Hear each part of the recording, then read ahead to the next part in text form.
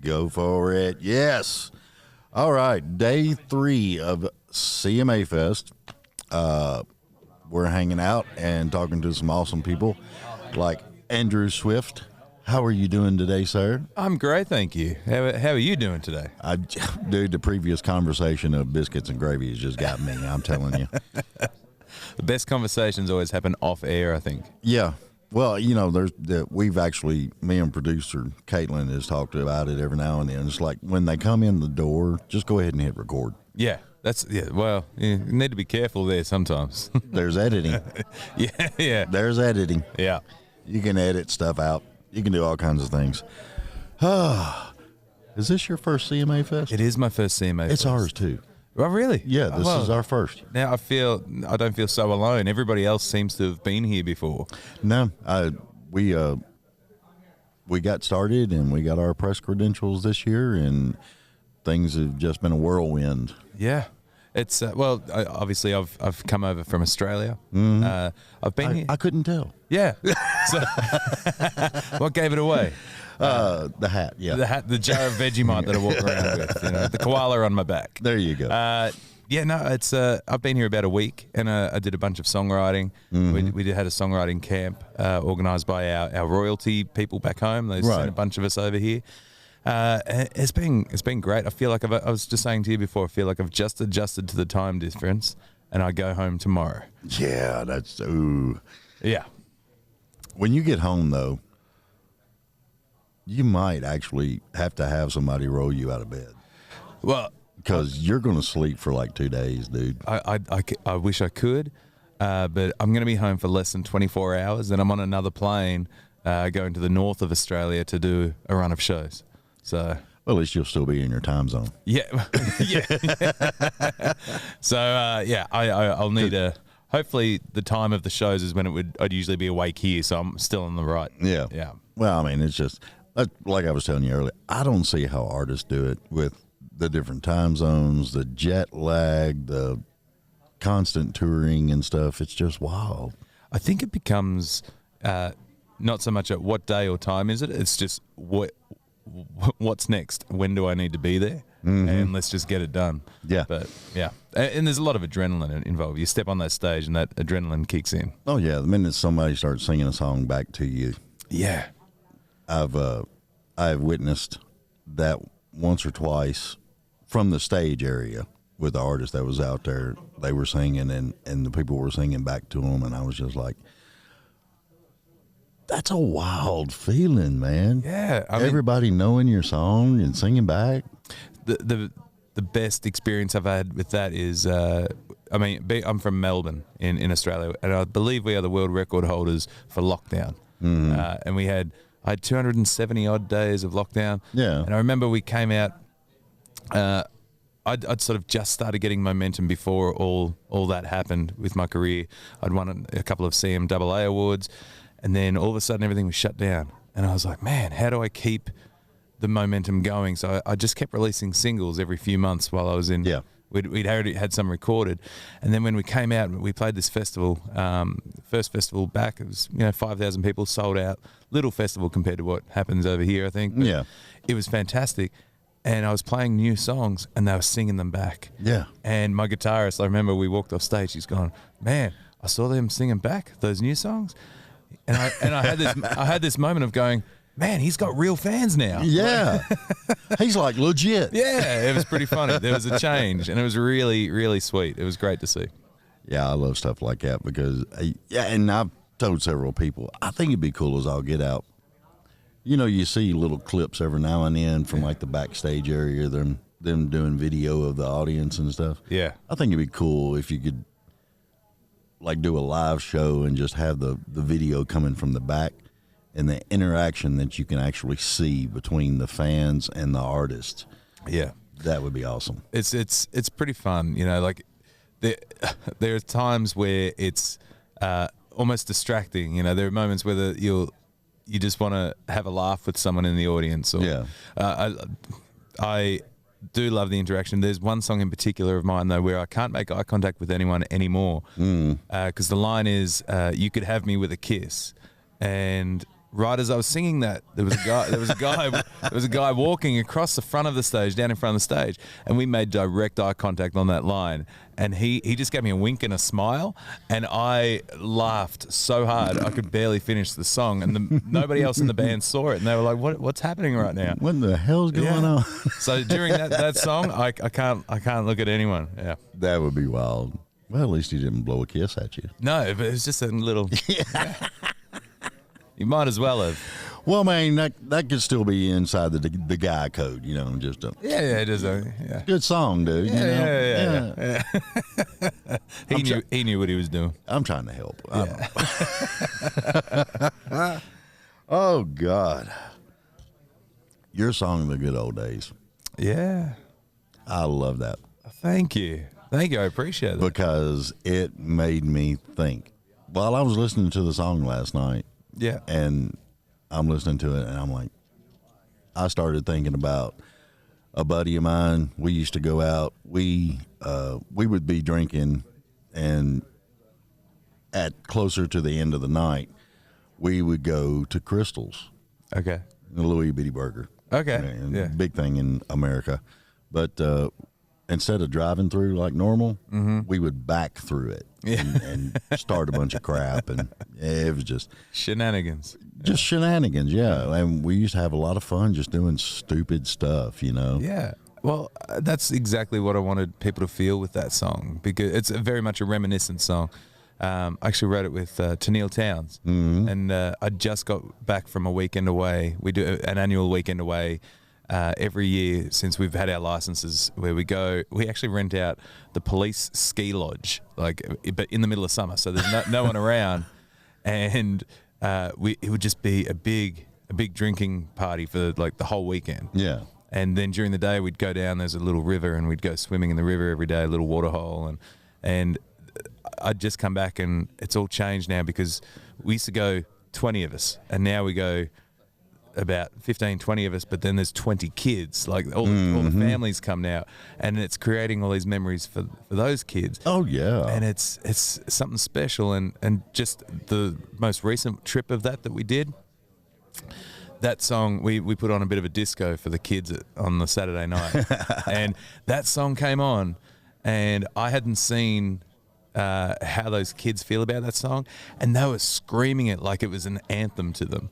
Yeah. And my heart was just feeling 10 times bigger. Like it was just incredible, you know. Yeah. It was a damn good song. I loved it. Thank you very much. Thank you. And then I listened to Head Full of Honey. And you know where my head went with that one. Yeah. And I was just sitting there thinking, man, I bet this pretty much describes every daggum guy out there in the world when they think they met that one girl. Uh-huh. I like to say that I channeled my awkward teenage self when writing that song. I was always a guy in school. I couldn't get a date. I was just awkward. I'd have a crush on someone and not know what to do about it. And that is an awkward time in teenage years. Time. I feel like that extended for me into my mid-20s. I finally sort of figured things out a bit later. But well, the weird part about it is when you turn 58. It reverts back to that if you're single. Yeah. Because you're like, does she like me? What? How do I do this again? Yeah. How do I don't know. You know. I've always been oblivious though. Like my girlfriend, we've been together 4.5 years, and we met because she sent me a message on Instagram, and I thought she wanted to get together to chat about songwriting and music, because she does it as a bit of a hobby. Turns out, like, she thought it was a date. I had no idea, and then I met her, and I was like, man, she's gorgeous. And I tried to play it cool, like halfway through. I'm like, hey, did this turn into a date? And she goes, yeah, I think so, knowing full well that was her intention. And at least you broke that ice. You know, most guys they'll go through the whole daggum thing, not even know it. Then I went home thinking, all chuffed. You know, I was like, chest was a little bigger, and then I get a message saying, I can't see you again. I'm not ready. And I was like, man, all right. I said, look, timing's a big part of it, and if that's not the case, it's not ready. And then like 3 days later, she messaged me again. She goes, I really love that you respected my boundaries. Let's go see a movie this week, and we've been together since. That's almost like a test. Yeah, that's wild. Yeah, women do all kinds of different things. I've worked out she just has this. She follows her immediate impulse of panic with everything first, and then settles into an idea. So Yeah. it's pretty fun. But yeah, that's a head full of honey. Is really that awkward thing with the. It's funny because I pitched that song idea, that title, to probably half a dozen different writers, and everybody passed. They're like, we don't really get it, and it's been my biggest song. Yeah. I eventually just started trying to write it myself and took it into a write with a friend of mine back home, and we knocked it out of the park, I think. Now, when did you come out with Head Full of? Did that song actually help you get the Artist of the Year over there? It didn't actually, but the Good Old Days did. So, the Good Old Days. Yeah, Head Full of Honey came out a little bit before that. I think 2021 maybe. And then the Good Old Days, I released 3 songs in the next awards period. There was the Good Old Days, a song called Young Lovers, and a song called The Question. And those 3 made me eligible for Male Artist of the Year at the CMA Awards. Yeah. The Golden Guitar Awards, as we call them. And so that was one of the songs that won it for me. See, that's something I'm gonna have to look into, because I'm curious how Australian award shows and everything are alike or different than what they do over here in America. Because there's like a ton of radio, like internet radio stuff. Yeah. They'll do like little stuff and have little awards and awards and stuff like that. So, is the Australian one as big as over here, or? So the CMA Awards, or the Golden Guitar Awards, are our biggest country music awards. Right. There are other ones. I think there's the CMA Awards and the People's Choice Awards, and some other awards like that. The TSA Awards, Tamworth Songwriters Association. There's a bunch of different awards, but that's the most nationally recognised. Right. And so that's the equivalent to, say, your CMA Awards here. Okay. But smaller scale, obviously, because we're a smaller continent, smaller population. But careful, you're going to talk me into moving over there. we got a lot of space. Yeah. And then we also have the ARIA Awards, which are basically our version of the Grammys. So it covers all genres. There's just one award for country music. Yeah. Yeah. So, but that's kind of our awards setup. I like that. Yeah. Because over here, I think sometimes it's like everybody's getting on the award bandwagon or something, you know? Well, you guys have award seasons over here. Yeah. Yeah, we don't do that. Like they're all spread out throughout the year. I wish they were spread out over the year around here, I swear. Because you got the CMAs, you got CMTs, you got ACM. Yeah. ACM, then you got Josie Awards for the independents. You got this, you got that. It's kind of like, I think, if you have so many, you're watering it down. Yeah. I know what you're saying. It's kind of like when you go in and you're on the team and you're playing baseball and you win that big cup, that big trophy. Yeah. You know, it means more. A whole lot, yeah. I can tell you right now, I have a lot of pride in I've got 3 CMA awards, and they sit front and center at my house because it's motivation for me as well. Well, see, that's what I was thinking, because with Australia being a smaller continent and everything, and that one being the biggest awards that y'all have, that would hold bigger in any man's heart. I was someone that was chipping away at music. I was trying to do music for so long. I started in 2001, and then I only found country music. I only got educated, and because I was from part of the country that wasn't into country music. Right. I thought country was like I'd say, don't use that C word with me. You know, I thought it was a bad thing. And then once I really got into it, 2015 is when I was like, man, I'm all in on this. Yeah. And I stopped writing for like 18 months, and I wanted to take it all in. And then when I eventually started releasing music, and I quit my job, I said to my boss, if I don't quit now and give it my all, I'm never going to do it. And I want to work as hard as I can, hopefully get myself a CMA nomination. And that year I got technically 5 nominations, 4 nominations, and then another one on the night for overall album of the year.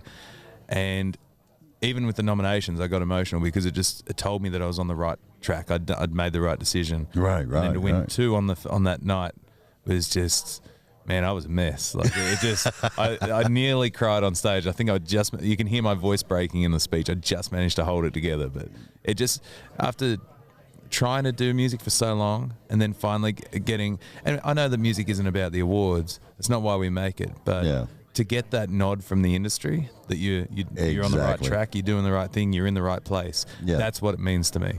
Yeah. See, I had all through my life, I was coming and going to, it used to be called fanfare. Yeah. And I always bring Mama down here. Yeah. My grandmother, had somebody had to go with her. Out at the fairgrounds, right? It was when it was at the Municipal Auditorium. Oh, okay. Back when it first started. Yeah. And I think we went out to the fairgrounds, like twice. And I was immersed in it at a young age, and when I got around the 16, 18-year-old mark, I was heavy metal, but now that I'm older and I'm getting back into a lot of the country music and loving a lot of the new stuff, it meant something to me because I was actually the very first podcaster to become a CMA member. Wow. Congratulations. Thank you. Yeah. And I was really, really proud of that moment. Yeah. And it just, it was wild. I was in my pickup truck sitting at a gas station looking at my email. I couldn't drive. I couldn't do nothing, man. I was just like all over jittery and everything. And I was like, that little epiphany hit, that little doorbell went off, and I was like, so this is what it's like when you're sitting in front of an audience at, CMA and you're waiting on them awards. Yeah. It's the same feeling. It's like, did they really call my name? Yeah. Yeah. So last year when they called my name for Male Artist of the Year, I only had 1 nomination for the night, and I think most of the people in my category had 5, so I was not expecting my name to be read out. Yeah. And when my name was read out, I had my dad on one side, my girlfriend on the other, and all of us just sort of fell forward like the wind had just been taken out of us. I felt all three of us were just like, oh. And the first thing I said to my girlfriend was, I need to get dressed, because I'd unbuttoned my vest and my shirt was untucked and I was trying to get it all tucked back in because I knew I had to get on that stage. But it's funny how our music tastes change. It's like I remember as a kid not liking avocado. I love it now. But, your palate changes. It's funny, you're in the heavy metal. I was in a pop punk band for years. Wow. I was just playing guitar. I wasn't really allowed to do the singing. I just did some harmonies, and it was a fun time. And I learned a lot about the music industry. Yeah. But, when I started doing my own stuff, that's when people said, oh, it's got a bit of a country vibe.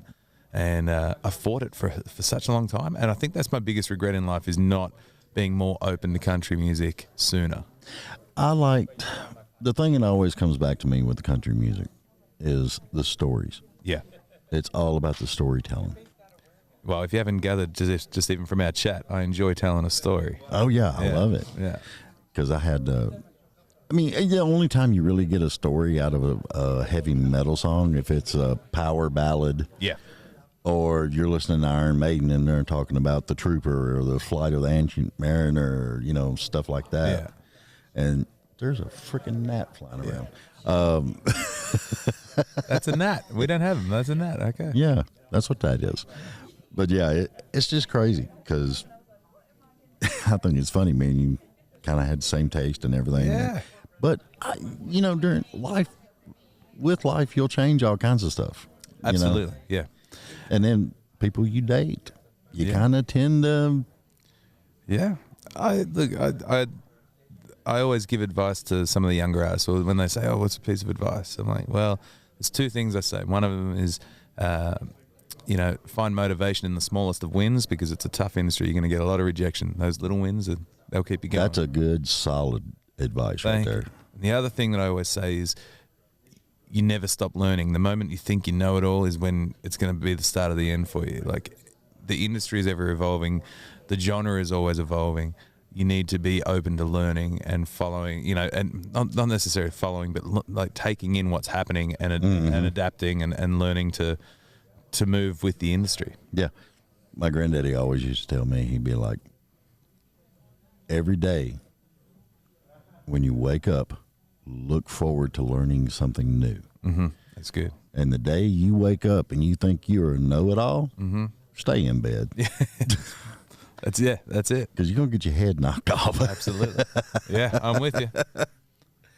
Wow. What was in your mind on the you and me and a bottle of whiskey? Well, because I was like, I'm listening to it and I'm like on one side and I'm just like, wait a minute now. So my girlfriend and I wrote that one, and it's a one song we've written together, and she sort of had most of it written, and I just came in and helped finish it off. I wrote the bridge with her and put some other extra chords and some melody changes and stuff. And yeah, but there's a lot of love in there. There is a lot of love, and apparently it's inspired by. She told me it was when we went away for a weekend, and we were with a couple of family members as well, and she had a couple of whiskeys, and she the line is, man, this stuff is making me frisky. Mm-hmm. And people think that I wrote that line because I'm the guy. My girlfriend 100% wrote that line. She'll probably hate me airing this publicly, but she's got, after a couple of drinks, I usually get a look. Yeah. She's like, hey. And I'm like, what? The first couple of times, I'm like, what? She goes, you're in trouble. I'm like, oh, okay, all right. Okay. Great. And then she has like one more drink, and she's like, let's just go to bed. There's a window. Yeah. And so that song's kind of about that. But I like to say that, she wanted to write a song about kissing. I wanted to write a song about whiskey. So we did something I knew that I learned about in this relationship called a compromise. Yeah. And we wrote a song about kissing. So, yeah. That is awesome. I love that.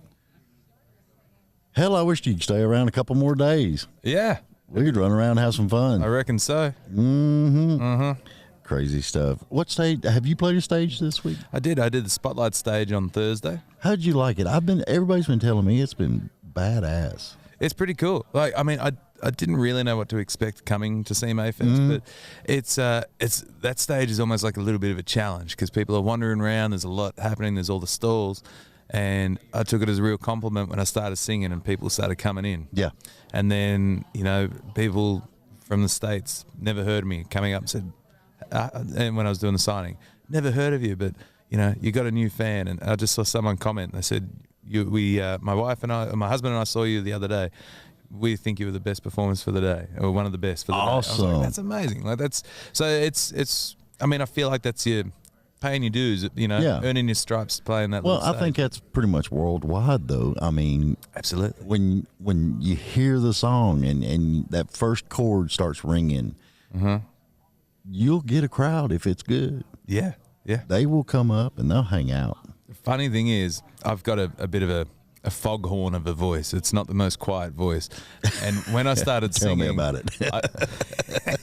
When I started singing, I don't think the sound guys were expecting it, but they still had their microphone on to talk to me. And I started singing, and I could just hear them going, whoa, like through the fold back, like having to adjust it real quick. Yeah, because a lot of people are like that. It's you never know as far as a sound tech. Yeah. You never know exactly, is he projecting, what kind of style is he doing?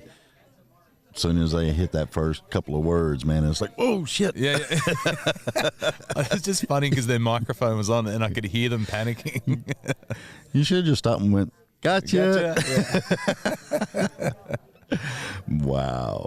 Andrew, I appreciate you stopping by, man. Thank you so much for having me. It's been a great chat. I try to do what I can. Yeah. You do it well. Hey, tell everybody where they can find you, all your .coms and websites. Yeah. If everything's at andrewswift.com.au. Don't forget the AU. Australia. Yeah. But links to all the social media, music, merchandise, it's all there. Sweet. So everybody go check out Andrew Swift. Listen to his stuff because hey, that deep little voice thing that he's got, when he sings a song, it's badass. I'm telling you. Y'all check it out.